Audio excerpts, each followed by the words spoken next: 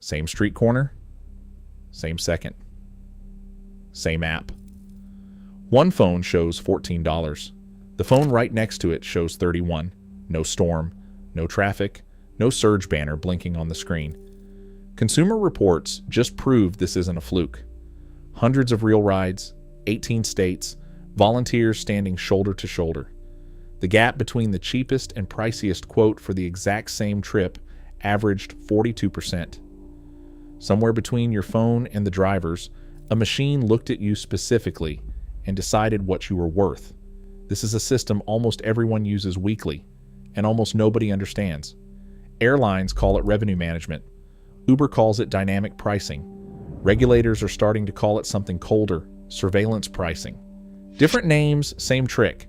An algorithm watches how badly you want something, then quietly calculates how much that want is worth in dollars. We are going to open the machine up, how it actually thinks. The life hacks that genuinely work, tested, not internet folklore.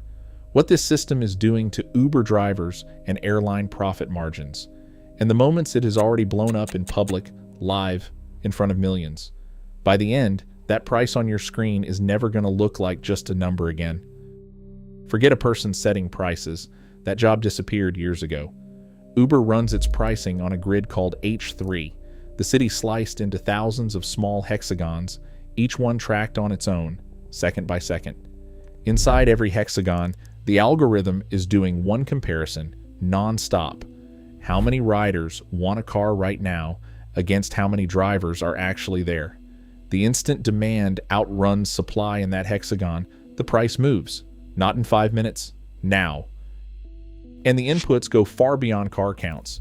The system reportedly pulls in weather data, live transit disruptions, incoming flight arrivals, even public event schedules, so it already knows a stadium is about to empty out 90 minutes before the final song plays. Tracking data published in 2026 found Uber's surge now starts climbing 10 to 20 minutes earlier before a predictable event than it did 2 years ago. The forecasting got that much sharper. Uber pulled in over $31 billion in 2025. A real slice of that exists because a machine learned exactly when you'd stop comparing prices and just tap confirm. In 2025, Delta told investors something that should have been a footnote. It became a national story instead. The airline was rolling out an AI pricing tool built by an Israeli startup, Fetcher, aiming to price up to 20% of Delta's fares by year's end, up from just 3% before. Delta's president called it a full re-engineering of how the airline sets prices. 3 senators didn't like the sound of that.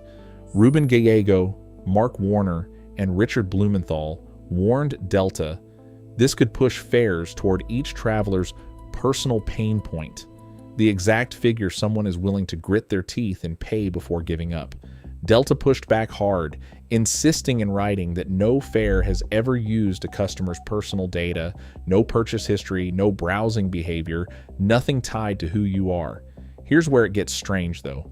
The U.S. Secretary of Transportation publicly said he'd take Delta at their word. For now. Which means right now, the entire system runs on trust, not verification. So can you outsmart it? Not fully. But you can hit its blind spots. Remember those hexagons from a minute ago? That grid is your edge. Walking 200 or 300 meters can drop you into a different cell entirely, and a 30-day New York tracking experiment in early 2026 confirmed it directly. Cross that invisible line, and surge often resets to normal. Second, check both apps before you commit. Uber and Lyft run separate engines. Researchers found that roughly 40% of the time, one platform is surging while the other isn't. That's not a rumor. That's a measurable, repeatable gap. Third, timing. Surge peaks in the first 15 minutes after an event ends. Waiting it out can cut the price dramatically. Fourth, for flights, patience is the actual weapon. Fares track a shrinking seat inventory, and that inventory gets tighter the closer you get to departure. Booking early and comparing quotes across a private browser window strips away some of the tracking signals that can nudge your price upward. None of this beats the algorithm outright, but it means you stop being the easiest person in the hexagon to charge more. Now flip the camera. Riders aren't the only ones losing here. Drivers are being squeezed from the opposite direction. Uber drivers used to expect around 80% of every fare. That number has been sliding for years. In Europe, a workers' rights group called Worker Info Exchange is preparing legal action, arguing Uber's upfront pricing system cut driver earnings while riders kept paying more for the same trips. Lyft had its own reckoning.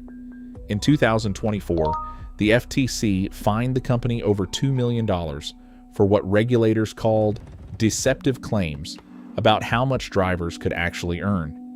Then something almost darker surfaced in Australia. A radio investigation found drivers deliberately going offline in clusters near airports and stadiums. They were manually starving a hexagon of supply to trigger surge on purpose. Uber described it as a policy violation. The drivers described it as the only leverage they had left against a system they don't control. Same algorithm, same grid. Two very different people getting squeezed from opposite ends of it. This is where the story turns uncomfortable. Back in December 2014, a serious security emergency unfolded in the middle of Sydney's business district. Police moved fast, evacuating several city blocks. People were leaving on foot, in a hurry, many of them reaching for their phones to call a ride home. Uber's algorithm did exactly what it was built to do. It saw requests spike and driver supply shrink. It quadrupled the price. Some riders were quoted over $100 for trips that should have cost a fraction of that. The algorithm had no way of knowing it was pricing rides during a citywide emergency. It just saw numbers move. Uber reversed the surge within the hour and refunded riders, but the damage to public trust was already done. A similar situation played out again in London a few years later during a separate public safety incident, and the backlash was just as loud. It kept happening often enough that in February 2026, Uber signed a formal agreement with the New York Attorney General, promising to cap surge pricing specifically during declared emergencies and disasters, a quiet admission that the system needed a manual override installed by force. Here's the detail that ties every piece of this together. Consumer Reports' own 2026 investigation did not stop at price gaps.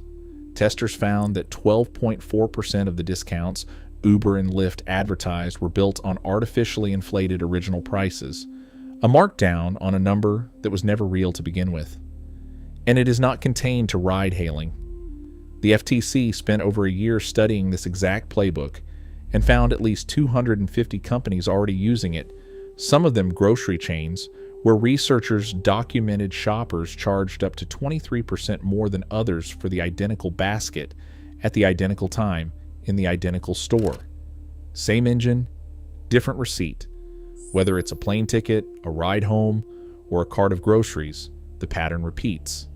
A system quietly profiles how much resistance you'll put up and prices you right up to the edge of it.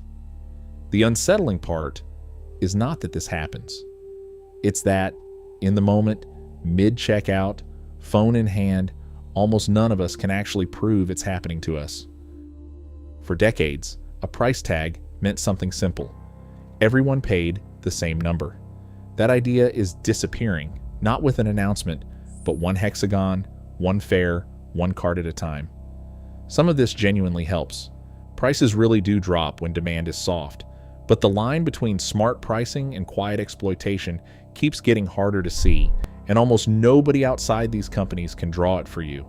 So next time a price flashes on your screen, remember, it wasn't chance.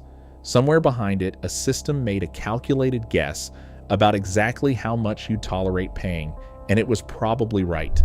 Knowing the game is being played is the only real head start you get.